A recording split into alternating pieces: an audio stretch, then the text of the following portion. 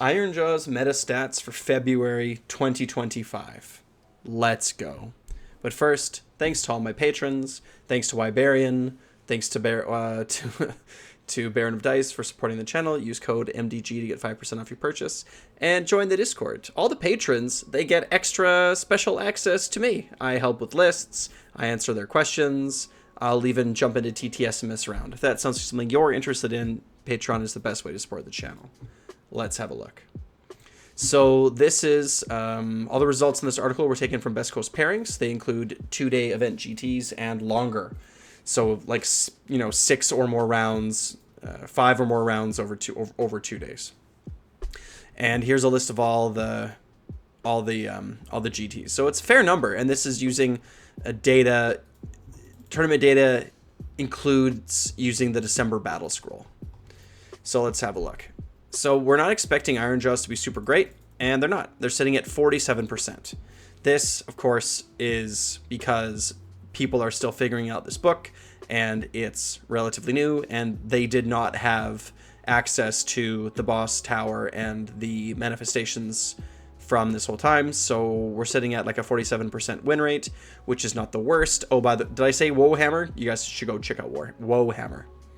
So not fantastic numbers, right, for win rates, but to be honest, I think the next time that we see this, our win rate's going to go up. I think that we'll be sitting sort of closer in the middle of the pack. I think we're going to increase. Essentially, I think that for Ironjawz, what happened is, like, the book was not great, and then we got a change that said that you can watch every turn, and that was nice. And also, people are starting to figure out how to optimally use Mighty Destroyers, so I think the army was going to sort of see a little bit better win rates just if you left it all by itself. And then we also got these new manifestations and the tower, which is just adding power into the army. So yeah, and you know, people are figuring out how to play this army and what good lists look like. Pretty good. We're not going to look at all of the data. Let's see, faction popularity. Broken down by how good players are. So broken down by their ELO rating, which I don't know what that means, but the higher the better. So let's see, where are Ironjawz? Ooh, Ironjawz. So Ironjawz has no players that won these games at a high skill level, although there's very few, see the graph, there's very, very few players that are actually at this high level, but none. I wonder if Aaron and, I mean, does it just count one? Faction popularity. So I wonder where like Aaron Newbaum and Jacob Brandon fall in this here, because they both played Ironjawz, right, at LVO. So, but there are some players in that 600 to 699. Maybe this is where Aaron and Jacob are, right? So there are some pretty high skill players playing this.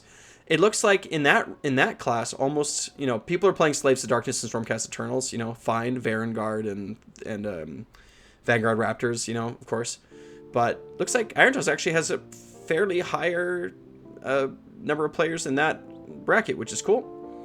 The gray is between 500 and 600, so we have none there. And then some lower skill players are playing that too. Looks like lower skill players are playing Stormcast Eternals just because tons of players are playing Stormcast Eternals. I have a feeling it's one of those armies that everybody has some of, right? They come in all these different boxes. So I feel like people, it's why one of the reasons why I started collecting them in the first place, right? Was you just sort of have like, you have some, so that you add to them, right? But, yep, okay. Let's see. Elite and rookie players by faction. Let's see, what does it say for Ironjawz here? Yeah, that doesn't really interest me. What else? Faction popularity. Broken down by win rate. Okay, so Ironjawz are sitting kind of in the middle of the pack, maybe a little bit lower than average, but we're fairly evenly distributed, right? We have 3 wins at 5 or more wins. We have 4 at 4 or more wins, 7 at 3 wins, 12 at 2 wins, 7 at 1 win, and 4 at 0 wins. So it's going like essentially 0 and 5. I think the bulk of these GTs are 5 game events. So relatively equally spread. It looks like the bulk of us are sitting at like 2-3 wins. But again, I think this is going to go up. I think the next time that we see this metadata, it's going to increase for us, which is good. Number of GT wins as a percentage. where are my Ironjawz? So here we're actually much higher to the top. Number of GT wins as a percentage. So 5 wins. So 7% are 5-0. Which is, again, much higher than a lot of these other armies. I think that what this graph is showing, that in the right hands, piloted by the right general, that Ironjawz is actually pretty scary. I think Mighty Destroyers is a very hard rule to use effectively, to know when to use it and how to use it, and like when to tag things into opponents and when not to. Like, it can be quite difficult. Yeah, so 7% are going 5-0, which is fantastic. I know a couple of these people myself. 39% are at 2 and 3. So like, it is like, we are at a sub 50% win rate. So this graph sort of reflects that as well. But the number of players that are going 5-0 are actually pretty good. Very nice. The Fabian chart. What is this? I don't even know what this is. Top players in the AO scene and a member of the Warhammer Discord. Okay, that's fine. Consecutive wins. So yeah, we're going to be close to the top here. So this is a consecutive win breakdown. So it's like how many players win 5 wins out of 5 rounds, or 4 wins from 4 rounds, or 3 wins in the first 3 rounds. And yeah, like we're actually looking pretty good. But only some of the players, 66% fall into other, which means 2 and 3. Right, which means like a negative, not a positive result after 5 rounds, but a negative result after 5 rounds, and not winning. I guess you could win your first 2 games, but then lose your next 3.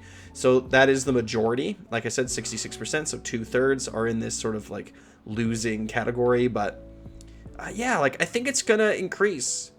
I think that the players that are going 5-0 with this, with Ironjawz, I think that they are just ahead of the curve. I think that they know how to use this army in ways that the rest of us are now sort of starting to figure out and learn. Like, I myself include myself among them, right? Because when Ironjawz first came out, I was like, oh, this is pretty bad. Like, it's, you know, like, I'm not very happy with it. It's unfortunate. And then I would say, oh, but at least Cruel Boys are in a good position. And now that has flipped, where Cruel Boys are sort of, you know, garbage. And, sorry guys, and then Ironjawz are, you know, like in the middle of the pack-ish. But I think that they're on the uprise. Again, Boss Rock and the Gorka Morka manifestations help with this. So what do you think? Do you agree? Do you think that Ironjawz are going to start to float up in the meta? Let me know in the comments. Let me know in the Discord. Like, subscribe. Wah.